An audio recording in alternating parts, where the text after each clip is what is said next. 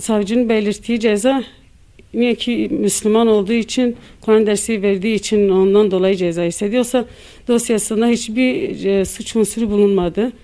Yani hakimler red karar verince kendisi yine tekrar suç dedi. Hayır, bu az kaldı. 7 yıl ceza vermişler eşime. 7 yıldan sonra tekrar kendisi temizlenen karar gönderince 36 yıl ceza kesildi eşim için. 99 yılında gözaltına alındı. 9 gün boyunca hiçbir şekilde haber alınamadı ondan. Yani biz Allah bilir ne sıkıntılar yaşadık da onu bir şekilde bıraktılar. Çok kötü bir şekilde işkence yapılmıştı. Onu geldiğinde tanınmayacak haldeydi. Ondan sonra zaten işinde düzgün bir insandı, çevresine faydası olan bir insandı. Hamdolsun merhametiyle, yaşam şekliyle, arkadaşlarına olsun, ailesine karşı olsun. Hiçbir şekilde eşim her yönden onlara İslami bir şekilde anlatıyordu. İslami hayatı yaşıyordu zaten.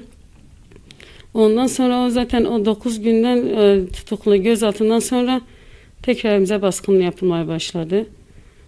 Onun haricinde biz 2001'de Antep'e taşındık. Eşim burada da yine İslami hayatını devam ettirdi. Antep'e neden taşındınız? Antep'e de eşim bir kaza geçirdikten, hayır, kaza da geçirmemişti. Biz buraya taşındık işinden dolayı.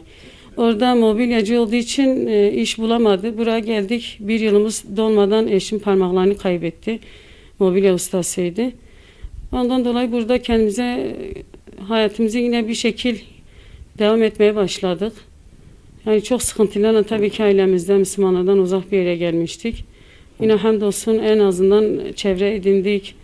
Yani rahat bir şekilde yaşamaya başladık. Eşim yine işte tutuklanmaya, gözaltına alınınca İstanbul'a gitti, orada tutuklandı.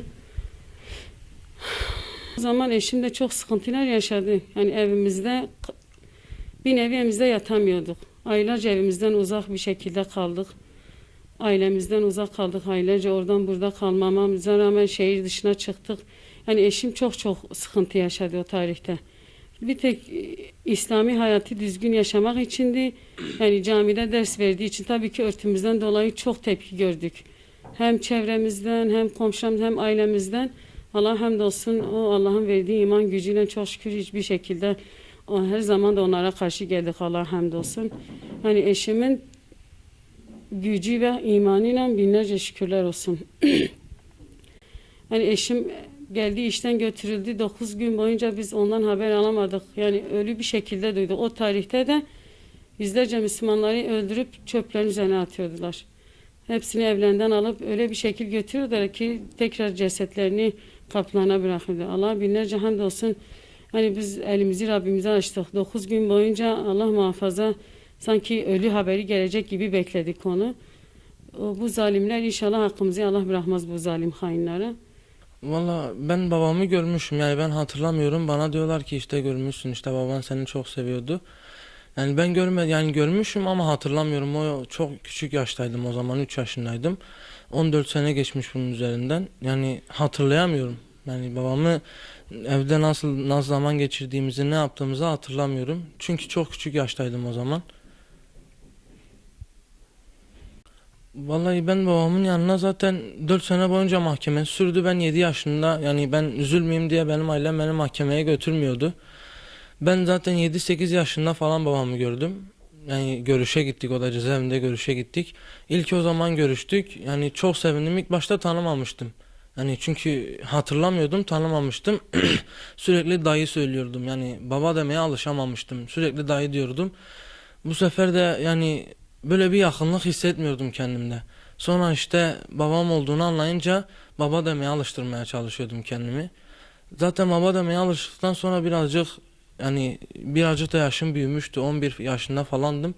O zaman işte sevgi, saygı daha çok arttı. Yani seviyordum artık, yani biliyordum babam olduğunu.